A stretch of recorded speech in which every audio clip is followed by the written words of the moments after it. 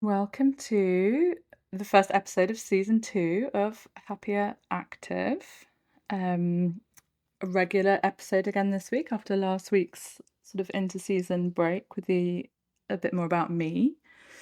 And then for a lovely bit of synchronicity, this week I have a returning guest who was my first ever guest in episode 1, Maria Rigo, and she's back because she's written a children's book. It's called Bella the Fitness Pup, so it's about helping kids and families find ways to integrate more exercise and healthy lifestyles into their routines. So right up my street. And it's out on August the 19th, but you can pre-order it now. One of the things we talk about, or I talk about in this, is the Harvard study about including your kids in chores in the household being good for their long-term outcomes and self-esteem. They have a program called Making Care Common, which covers a lot of this stuff as well. But I've put a link to the article with the findings about, and it gives lots of suggestions as well for ways you can include kids in your household and for age-appropriate ways from very, very young, as early as a year old, really, and things you can do. And with the links to the studies about why that's beneficial and the long-term things that this study has shown.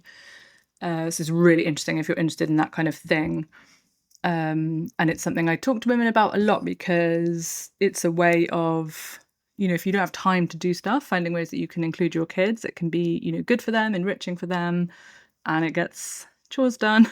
So it's kind of a win-win for everyone. I think often we think we've got to be doing like kid-centered play for their development, but actually, helping you fold laundry, helping you with your cooking, these are all really good for kids as well. And they're good for them in the long run as well as the short term, and helping you, get the shit done that you need to get done. So that's a link to that, because I think it's really interesting to understand why that's good for them, to help with some of that guilt if you're feeling like you've got to be doing dedicated, children activities. Actually, there's loads you can do that you're already doing. You can just find age-appropriate ways to include them in them, and it's really beneficial to them in the long run. You don't have to be doing, sandboxes and all this stuff. You can do them as well. Great, and I hope you enjoy this episode. It's been lovely to talk to Maria again, and her book looks really cool. I've put a link to the website as well, which has activities and recipes and loads of other stuff. And if you're local to her in Maryland, Chicago, she's doing drop-ins to, libraries and daycares. So hit her up and get her to come, because she's great with kids. And you can tell how passionate she is about this. So I'm really excited, and I'll see you next week.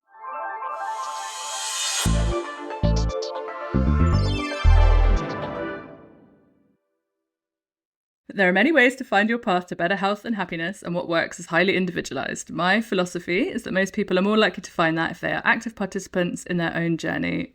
And this is a space to start exploring some of the rich and varied areas in which people practice, so you can start thinking about what resonates with you and discover new or different practices to start or deepen your own health journey. And today we've got a returning guest for the first time. She's my first ever guest, and now my first returning guest.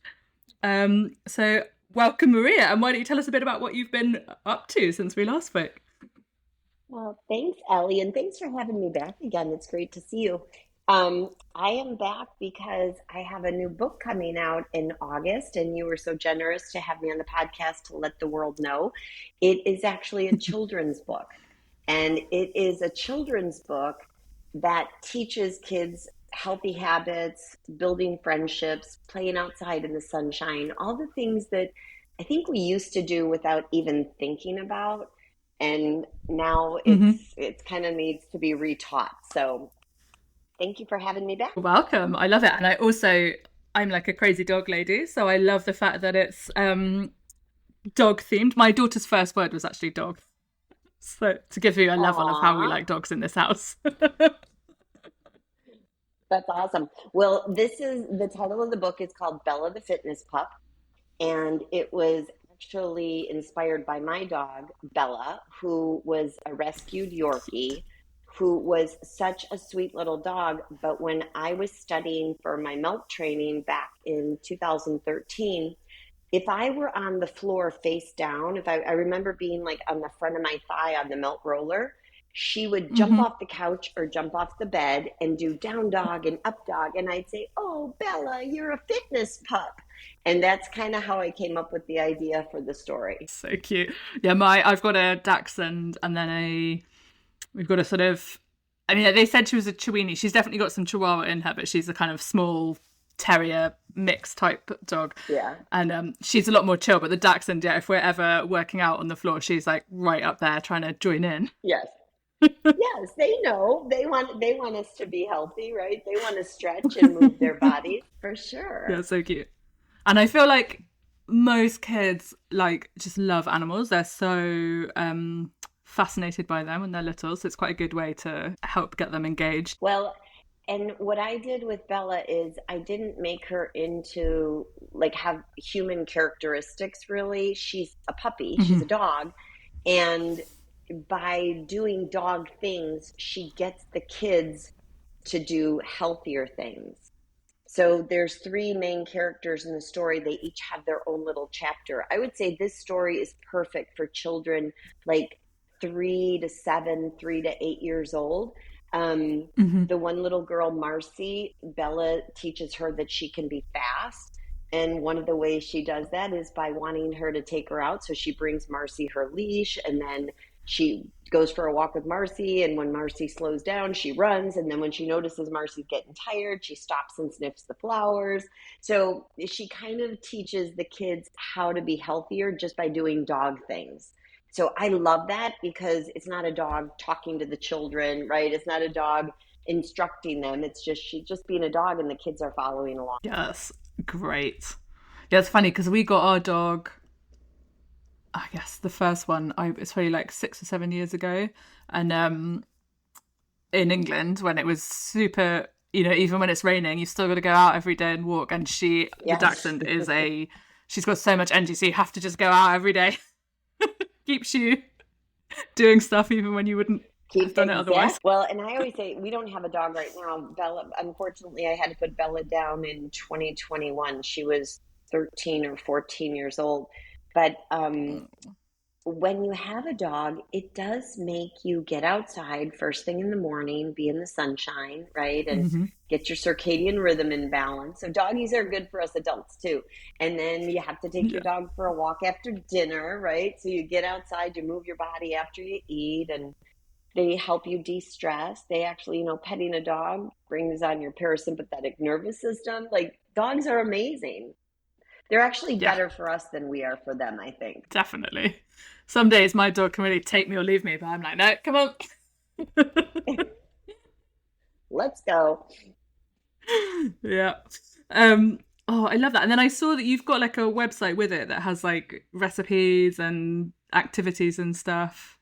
It looks cool. Yeah, so if you go to bellathefitnesspup.com, Bella has her own website and you can pre-order the book there. It's coming out August 19th. But if you just punch in your email address, you can join Bella's club. And inside there we have coloring pages for the kids, kid-friendly recipes that actually get tested out on my granddaughter and some of my clients' grandchildren. I bring them samples to make sure that the young kids will eat the food.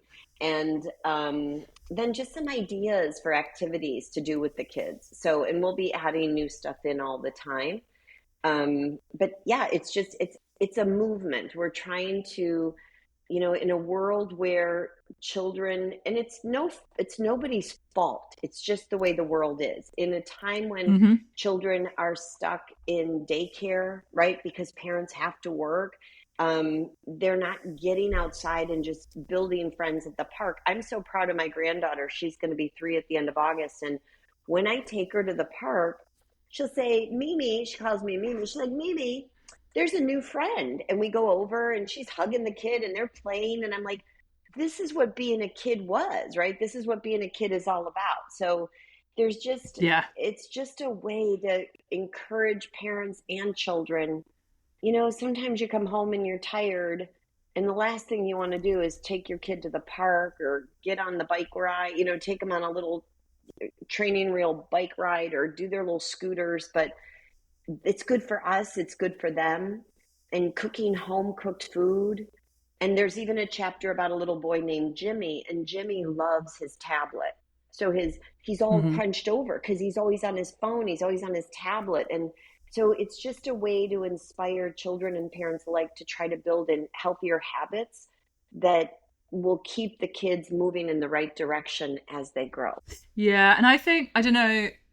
Actually two things on that. I was amazed when we were looking for daycares for my daughter, she's just turned 2. Some of them don't go outside every day, and obviously we're in Florida, so this time of year is different. But Yeah. the majority of them. So we had one that we went to see, and they were saying to us, "Oh, you know," and they showed us the playground, and they were like, "Oh," and then they go out here for half an hour once a week. I was like, "Are you?" Well, like obviously we're not here, and the one she's Yeah. at the Yeah. moment, they That's go not out our twice a place. day. Yeah, and they were like saying that like it was a good thing. So it didn't, and that was actually one of the first ones we went to see, and it hadn't occurred to me that I needed to be asking them all how much time they would be spending outside because, like, to me that's like a bare minimum that the kids should at least go outside once a day. And the one she's at now, they go out twice a day, like first thing in the morning after breakfast, and then after their nap, and so they get loads of that kind of outdoor playtime. So I know she's getting some of that even Yeah. when I do. And then again, because we've got the dogs, every evening when she gets back after her food, we take the dogs for a walk. And sometimes she's just in her stroller because she's still quite small, but it's just that fresh air, Yeah. being outside. And Yeah. then what we try and do is like when we're nearly home, get her out and she walks as well, if Yeah. she wants to. But it's just that kind of putting those things in place to like, that's like a family thing that we all do together. And it's not an Well, option. and Everyone even goes when for that walk. right, even when the children are little, even when they can't walk with you, you're getting out for your Mm. health and wellness. But there's so much Yeah. more to health and wellness than just the movement, too. Just being outside, Hmm. being a family together, and instilling those habits. Because if she sees children do what we do, not what we tell them to do. So if they Hmm. see us going for a walk every day after dinner, that's what they're going to do. When my son, who's now going to be 36 in September, my oldest, who's the father of my granddaughter, when he was little, I took him on probably 2 walks a day just for my own health. And so Yeah. I wore out buggies, right, back in the day. And he'll put his daughter in the buggy and they'll go on like a 6 mile walk. She's not exercising, she's sitting in the buggy, but he's pushing her because he wants to get outside. So he's still remembering what I did with him. And that's what I'm Yeah. trying to instill is just this generational love of movement. It doesn't have to be something um, structured, right? Just go play with your kids in the Yeah. park. Just take them outside in the Yeah. And we yard. used to Just let do, them run around. we exactly. And I was the same when my baby was small. Like she just loved being outside. So we did a lot of walking outside. And it was really funny from like she was the first baby in the group of mums that I was with. And she was the youngest and the smallest to where I had to turn her around because very soon outside she was like, I don't look at you. Like I see you all the time. I want to like look out and she was obsessed with looking at trees Yeah. and like looking for ducks and birds and like still now in the evening like that's what we do a lot of, like pointing out like she loves spotting airplanes in the sky, she likes counting the trees, looking for birds. And like it's so good for them to have that kind of love Yeah. of the world and nature and just the air. So again, like it's not necessarily exercise, but it's that habit of like being outdoors, getting the fresh air, seeing nature, all that stuff. And for our mental health, to help our children so that their mental health Hmm. as they grow, right? To have that foundation of just that love of being in the sunshine, being out in nature, right? Being with family. Like those are all really healthy habits. We don't think about that, right? We think like, oh, I got to go to the gym and get on a treadmill. It's like, go outside and be in nature and breathe in some fresh air and hear the birds and see the sun and the trees. And that's what it's all about, I think, especially when they're young, because that's when we're programming them for what they're going to do when they're no longer with us, when they're out on their own. Funnily enough, like before she was born, we only used to really walk the dogs in the morning for a long walk. And then she used to get that kind of typical like witching hour in the evening. And we found that being outside helped reduce that. And then now the dogs are like, now we have a walk in the evening too. So now the dogs are like, no, come on. If we don't do it, they're like herding us out the door. So they've kind of trained us into the second one. Everybody's getting involved. Um, but it is really, Yeah. yes.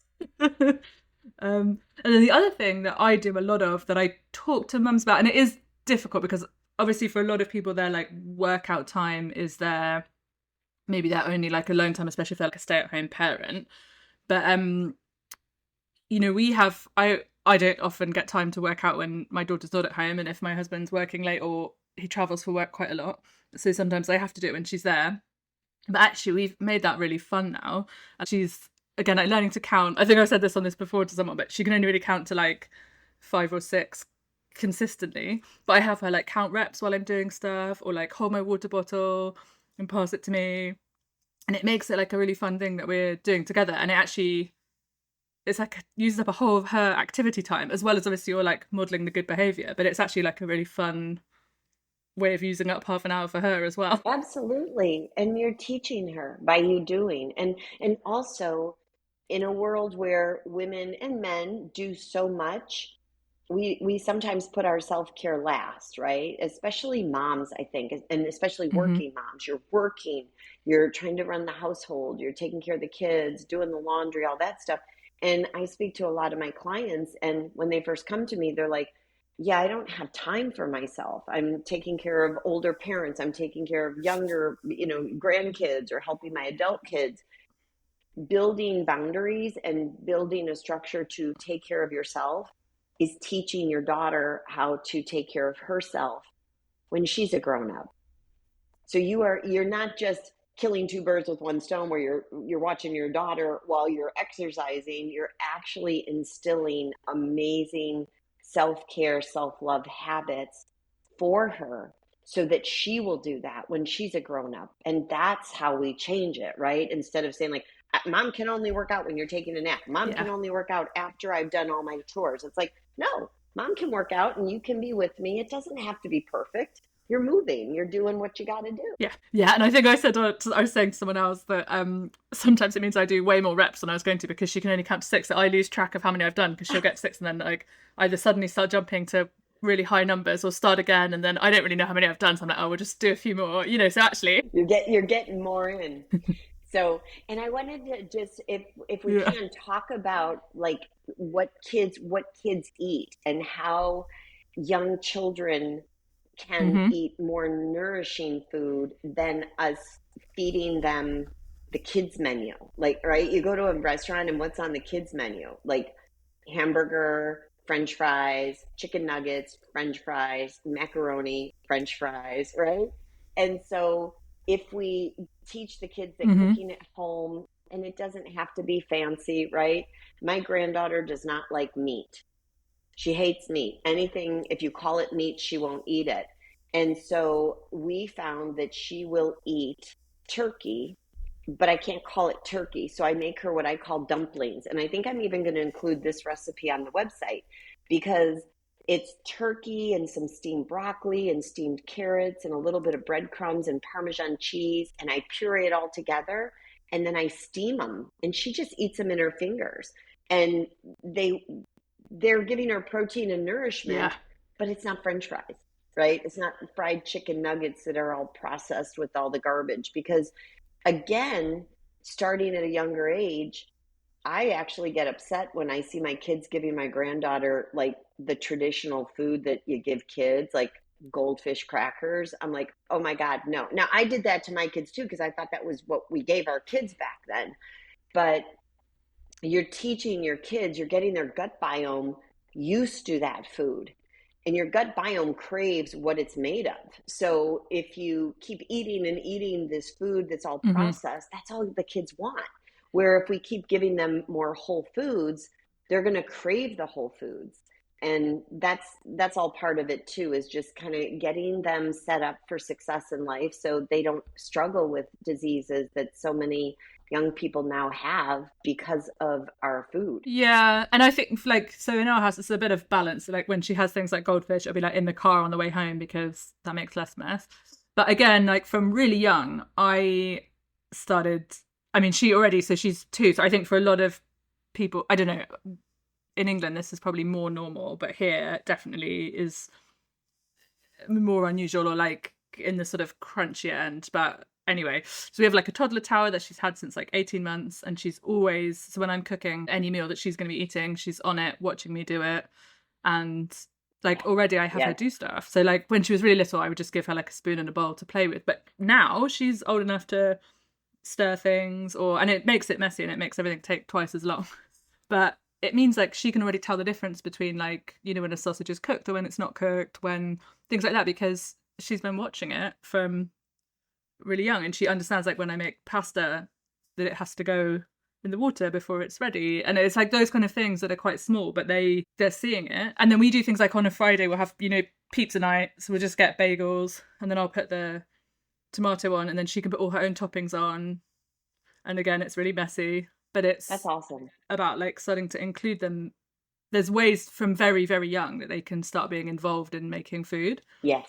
without, well, I think people think, oh, they're too little. I'll start teaching them when they're like 7 or 8. But there are things they can be doing from so young. I've had my granddaughter in that tower since she could stand up, and we did the same thing. She'd have a bowl, you know, when I'm babysitting her, she'd have a bowl with a spoon while I'm cooking. And now she said to me the other day, Mimi, can we make muffins?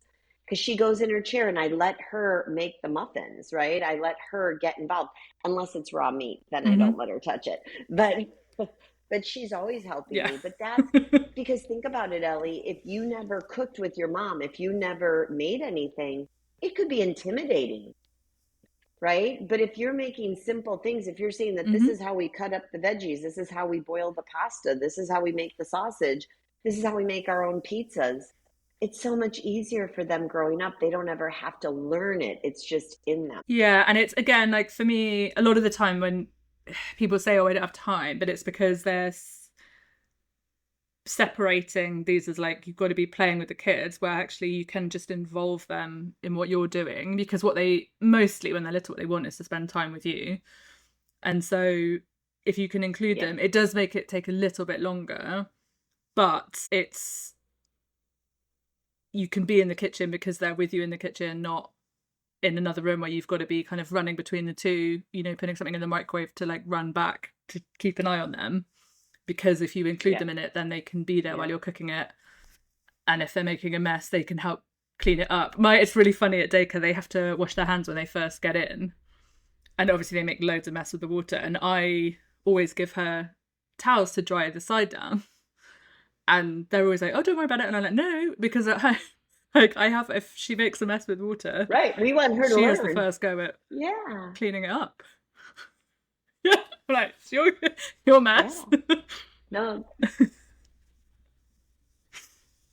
Clean up your own mess, girlfriend. Yeah, or at least have a go at it, and then I'll finish it up afterwards. But it's that setting that expectation that like even from very young, like you're part of the house, so you can be involved in. You know, she puts her own clothes in the laundry basket at the end of the day. So they're only like little things, but you can start including them. And when you kind of think about them in that way, it makes it much easier to do some of these like healthier things, because they're like part of what we all do together as a family kind of thing. Absolutely. And it, like I said earlier, it's just the difference you're making for her future self is so profound. We don't even realize, but they are watching everything we do. So Mm-hmm. when they do it with us, they're learning we clean up after ourselves, we take care of ourselves, we cook for ourselves, right? We go out every day in the sunshine, whether it's hot or cold. I mean, it's just what we do, they will do. And that's kind of what Bella does is she kind of helps the kids learn what to do so that they can take care of themselves and make friends and get along in the world. Yeah, I really love that. And I think it's a great way to do it that's not like preachy or like judgmental, because like you say, like lots of people don't have time, and a lot of people my age bringing up kids, like we were brought up, we were that kind of, you know, latchkey generation, I guess. So we didn't necessarily, it's quite a new way of doing things. It's quite different to how our parents did. So it kind of feels sometimes like making new territory. Yeah, and you know what? You just said something really, I love what you just said because it made me think that, you know, when you're, like you said, the kids that were grown up like latchkey, or even if, I mean, I grew up in the 70s and there was separation, right? Or you had chores. Like it was almost thought about upon as like Hmm. being like, okay, go do the dishes or make your bed. Like it was thought about like almost like a punishment. And when we think about when we Hmm. do things lovingly and inclusively with our kids or our grandkids, it is it's there's no chore to it. And that's when we think about our own health and wellness and what we're teaching to our clients is it's a mindset, right? So if you think about instead of being latchkey Hmm. kids and mom doesn't have time for this and mom's really stressed and she's got to go do this, and we're just going to order out food and blah blah blah. It's like this is just the way our life is. It might be messy, but it's healthy and it's we're doing it as a family, and so it's more all inclusive. It's more integrative, which is what we teach people as health coaches, right? To have an integrative healthy lifestyle. And that's really what I think it's all about. Yeah, and I'll link it in this because it's really interesting. So Harvard have been doing this study for like a long time, but it's around chores, but like I think I can't remember how they phrase it, but basically when children from very young are like included in the running of the household, um and so you can call that chores or you can call that, helping out. So like I was saying, my daughter has to put her laundry in the laundry basket, even, and she's been doing that from as soon as she could hold it, even when we had to carry her to it. But that's like an expectation, like they're your clothes, you put them away. But it's basically shows that in the long term, like kids who are involved very young in that kind of thing grow up to have higher self-esteem, like more independent, Yeah. like, but there's all these kind of amazing outcomes. But the self-esteem I found really interesting, and it's a really interesting study because it's kind of, yeah, not using tools as punishment, but by being like, you're equally responsible for how our house is because you're a big part of it. And like, even though as parents we're maybe in charge because we're the adults, you're still responsible for part of running it. And if you make a mess, you need to tidy it up. If you want to have choice in what we're eating, you need to help prepare it or set the table or whatever. And then we're all helping to make this house how we all want it to be in. It's really, I don't know, it's just it's a really interesting, like, long study around that. Well, and think about this, like when you teach your daughter to do all those things, it's empowering. Children want boundaries, children want Hmm. structure. So you are giving her that and you're empowering her. And I think, too, not just for children, but for us adults, a lot of times it's not necessarily our self esteem, it's our self worth. So when we're learning from a young age that we Hmm. are a part of this family, it's not mom and dad and they do everything and I'm just told what to do, and they are involved in the family. And I don't mean making big major decisions, but I mean, you know, you're helping out. That builds self-worth. And at a time when mental health is at such a critical point, like how better to start helping your child from a young age than building that self-worth, building that family bond, that unity and those boundaries for your child, as well as exercise and eating healthy foods and getting outside in nature and building friendships and community, right? Like that's what we want for everybody. Yeah.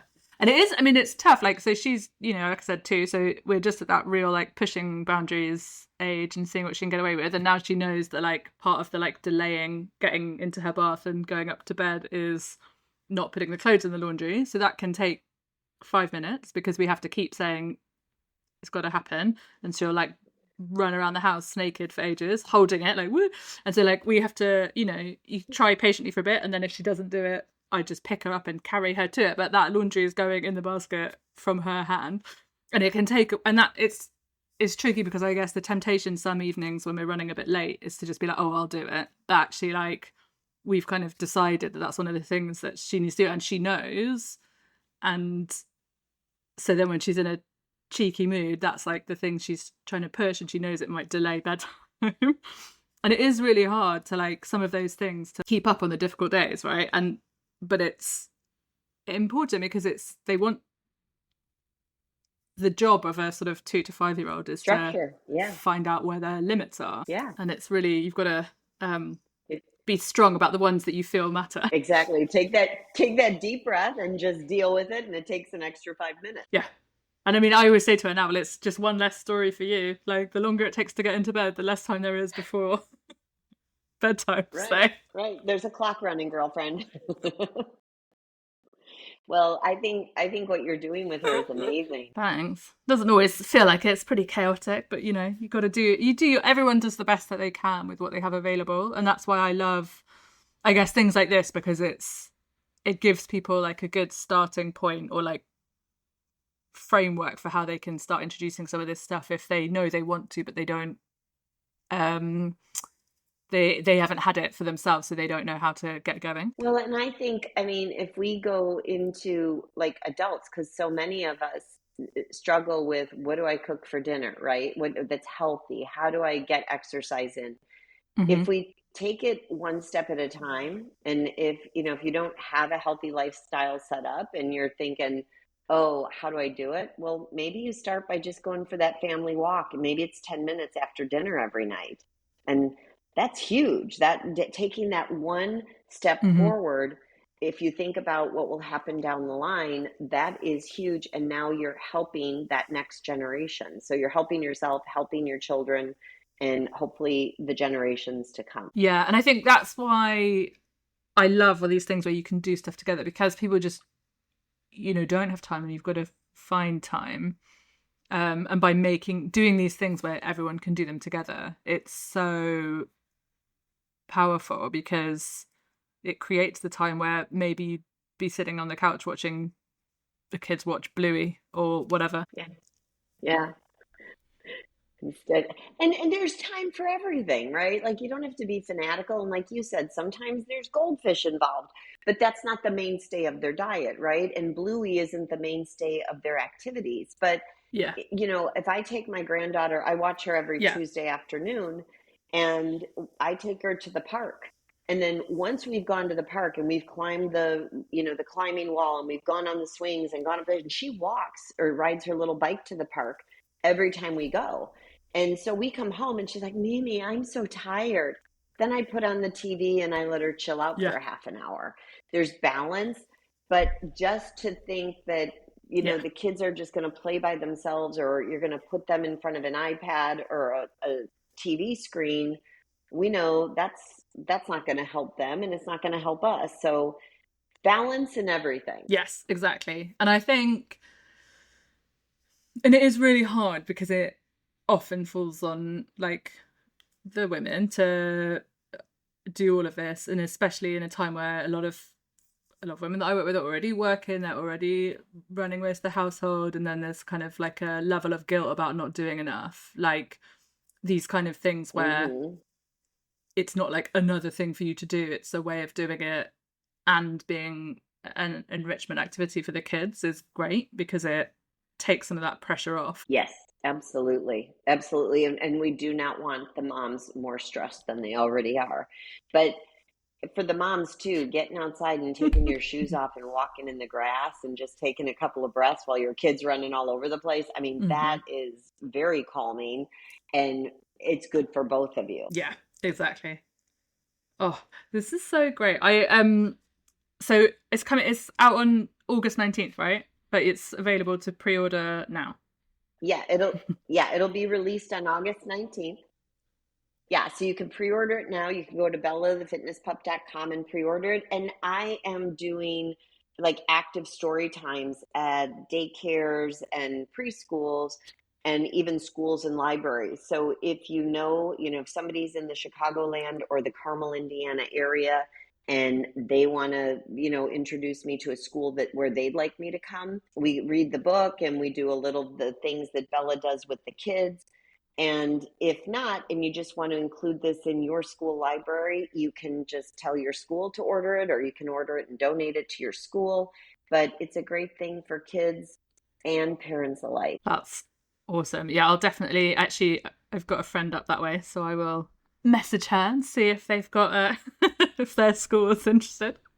Um, but that's awesome. Thank Thank you you. so much for coming on and talking to me about it. I've really enjoyed it. Well, Ellie, thank you for having me, and it was fun to talk to you about all of the younger people we love in our lives.